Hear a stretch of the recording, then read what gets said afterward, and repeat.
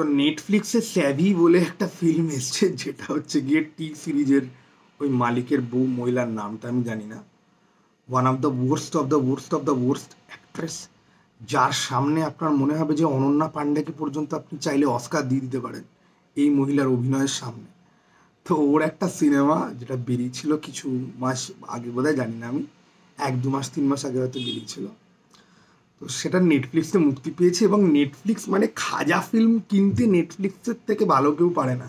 এইসব সিনেমা কেন নেয়, কিসের জন্য নয়।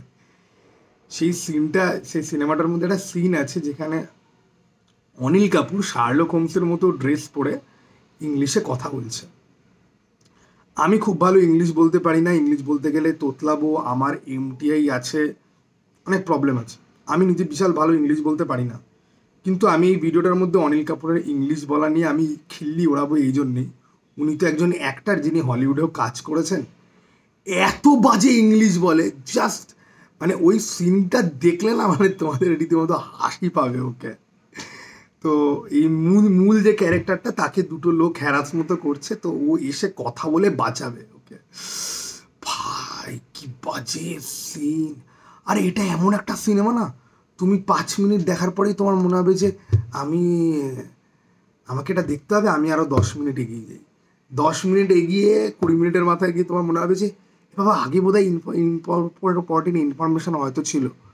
এই সিনেমাটা হচ্ছে যে পারফেক্ট ওই রকম সিনেমা, যেই সিনেমাটা 2 ঘন্টার হলে পরেও তুমি স্কিপ করে করে অ্যাকচুয়ালি 20 মিনিটও যদি দেখতে যদি পারো, 20 মিনিট, জাস্ট 20 মিনিটস যদি দেখতে যদি পারো স্কিপ করে করে, তাহলে পরে তোমার নিজেরই একটা অস্কার নিয়ে নিজের পিছনে ঢুকিয়ে বসে থাকা উচিত।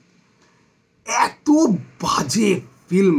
আর দেখো ফিল্মের যে গল্পটা না, যেইটুকুনি আমি বুঝলাম, গল্পটা না ইন্টারেস্টিং ছিল, গল্পটা ইন্টারেস্টিং করা যেত, but the performance is so bad, it tax away all of it. অভিনয়ের যে গুরুত্ব কতটা, সেটা আমি এই সিনেমাটা দেখে বুঝতে পারলাম, যে লিটারালি চোখের সামনে একজন মহিলা অভিনয় করছে। আমি গল্পটা আমি জানতেও চাই না, because it is so bad, এত বাজে পারফরমেন্স, দেখতে পারছি না। রীতিমতো মনে হচ্ছে যে এই ব্যাটারি নিয়ে নিজের চোখের মধ্যে গুঁজে দিই, বা এই জিনিসটা নিয়ে নিজের চোখের মধ্যে গুঁজে দিই। স্যাভি ইজ আ ব্যাড ফিল্ম, ঠিক আছে? ব্যাড মানে আনওয়াচেবল, আনবিয়ারেবল, ওকে। এবার আমার কমেন্ট বক্সে কেউ আমাকে এটা লিখে বলো যে কেউ সিনেমাটা কমপ্লিট করতে পেরেছো, কেউ কি এই সিনেমাটা পুরো দেখে শেষ করেছো? সে আমাকে কমেন্ট বক্সে কমেন্ট করো। ভাই তোমার সাথে আমার রিয়েল লাইফে দেখা হলে পরে তুমি যা খেতে চাইবে আমি তোমাকে তাই খাওয়াবো, ঠিক আছে? জানি প্রচুর ভুংচাং লোকজন, কেউ যদি দেখে তাহলে ভুংচাং কমেন্ট করবে, but it is that bad, okay. মানে রিয়েলি বলছি, আমাদের দেশে ফেভারিটিজম বর ওপরের পোস্টে রয়েছে বলে আমি কাজ পাচ্ছি। মানে কে ভাই, হর্ষবর্ধন রানের মতো অ্যাক্টার, অনিল কাপুরের মতো অ্যাক্টার এখানে এসে জোকারের মতো ক্লাউনগিরি। এই মহিলার মুখটা তুমি দেখবে, এই মহিলার মুখটা দেখে না মনে হবে কি খুব বয়স্ক একটা মহিলা, ওকে। এর মুখ দেখে না তুমি অ্যাকচুয়ালি গেসই করতে পারবে না, খালি তোমার মনে হবে হয়তো বয়স্ক একজন মহিলা। এর সাথে দুনিয়াতে কোনো মেল অ্যাক্টারের কোনো কেমিস্ট্রি হতে পারেই না। আর এই মহিলা এত বাজে অভিনয় করে, ভাই ভালো করে অভিনয় শিখে তারপর ট্রাই কর না। আলিয়া ভাট নেপোটিজমের প্রোডাক্ট হলেও আলিয়া ভাট অ্যাক্টিংটা করতে পারে। মানে এই সিনেমাটা এত বাজে যে আমি আলিয়া ভাটকে প্রশংসা করছি, মানে বুঝতে পারছো? আলিয়া ভাটকে আমি মানে দু চোখে আমি দেখতে পারি না, ঠিক আছে?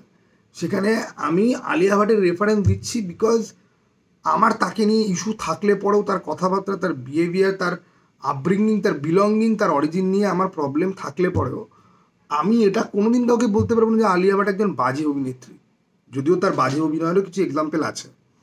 আরে অনন্যা পাণ্ডে বলছি তো, তুমি বাজে বাজে অভিনেত্রীদের নাম মনে করো, ঠিক আছে? Across the universe, Bangla, English, এই সেই সব মিলিয়ে, সেটার পাশে তুমি এই মহিলাকে রাখতে পারবে না।